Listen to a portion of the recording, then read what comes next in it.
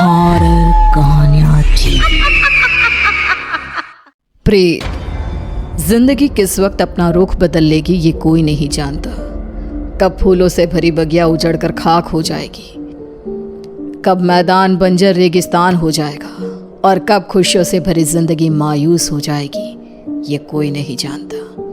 ये कहानी है कनिष्का की, जिसे अंदाजा भी नहीं था कि उसके जीवन का अगला पल उसके लिए क्या लाने वाला था। एक ऐसा अंधेरा जो हमेशा के लिए उसकी खुशियों को खा जाने वाला था। मम्मा, तुम कब से तैयार हो रही हो और कितनी देर? जल्दी चलो ना, हम लेट हो जाएंगी। अभी आई लाडो, बस 2 मिनट, साड़ी तो पहनने दे। लगता है आप भूल गई है कि आज मेरी कॉन्वोकेशन सेरेमनी है और मैं फर्स्ट आई हूँ। आज के दिन मैं लेट नहीं हो सकती मम्मा। इसीलिए तो समय लग रहा है लाडो। जिसकी बेटी फर्स्ट आई है उसे तैयार भी तो फर्स्ट क्लास होना पड़ेगा ना। कनिष्का बचपन से ही पढ़ाई में बहुत तेज थी।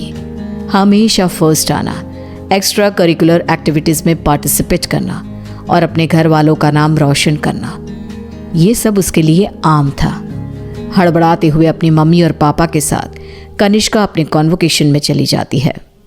I must say, Mr. and Mrs. Verma, you are very lucky जो आपके घर इतनी होनहार बच्ची पैदा हुई, वरना इस उम्र में तो अक्सर लड़के और लड़कियां भटक जाते हैं।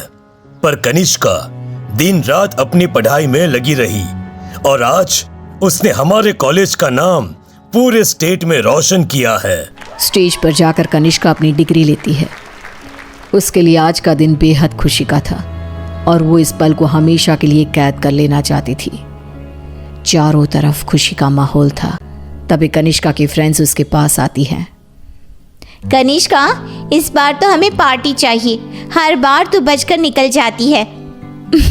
अरे कौन सी मेरी जॉब लग गई है, इतनी भी बड़ी बात नहीं हुई है। अब बस लंदन यूनिवर्सिटी में मेरा एडमिशन हो जाए तब पार्टी पक्की। तुम लोग कनिष्का की बातें तो रहने ही दो, मैं दूंगी पार्टी।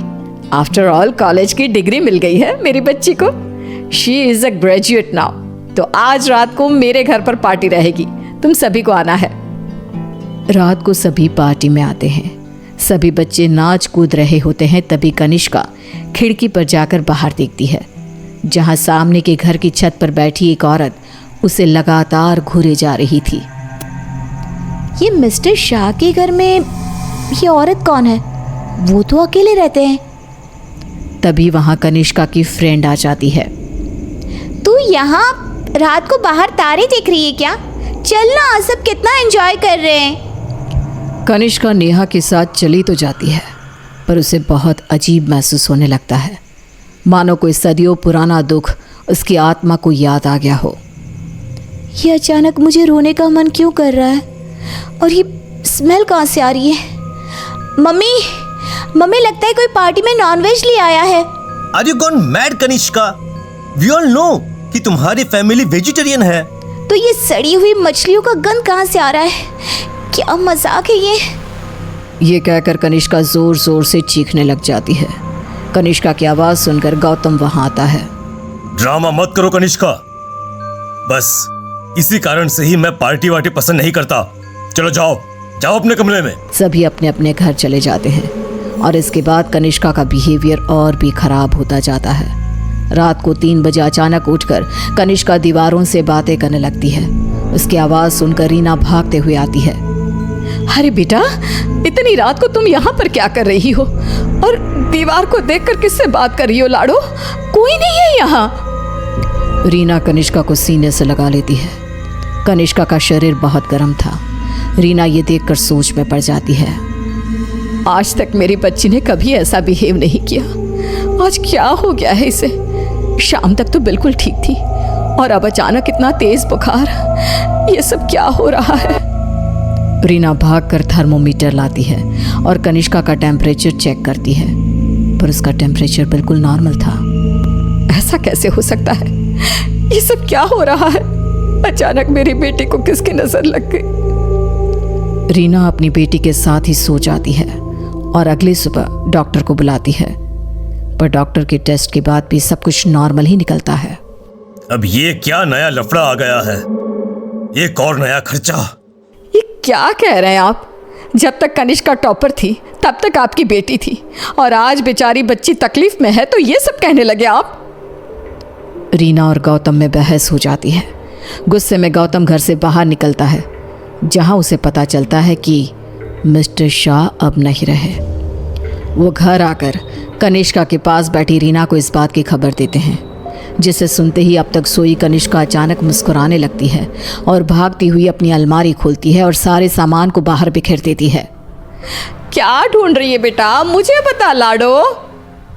इतने में कनिष्का के हाथ कैंची लग जाती है, जिसे लेकर वो अपने सर के सारे बाल काटने लगती है। मिल गया मम्मा, मिल गया। ये क्या किया तूने?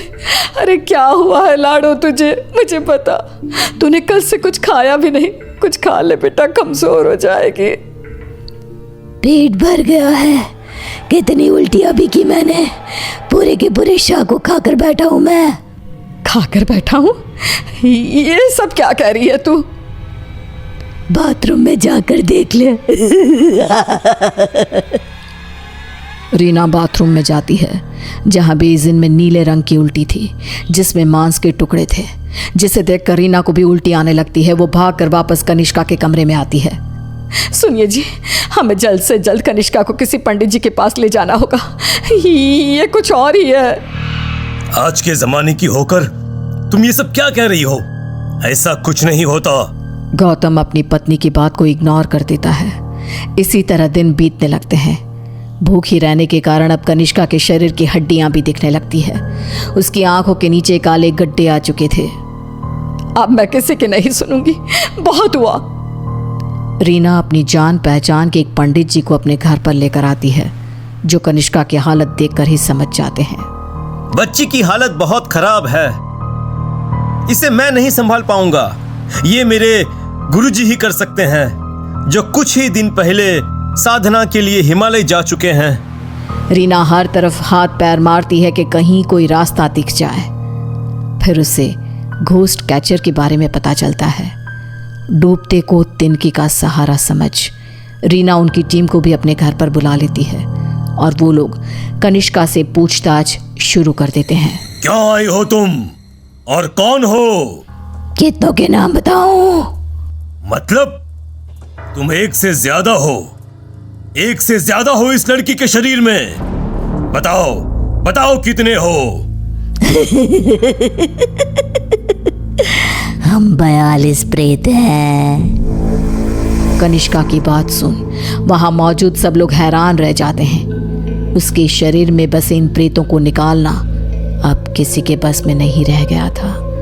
उसी शाम कनिष्का की मृत्यु हो जाती है, जिसका सदमा रीना बर्दाश्त नहीं कर पाती और सब कुछ छोड़ अपनी बेटी के साथ हुए इस हादसे के पीछे की वजह का पता लगाने निकल पड़ती है।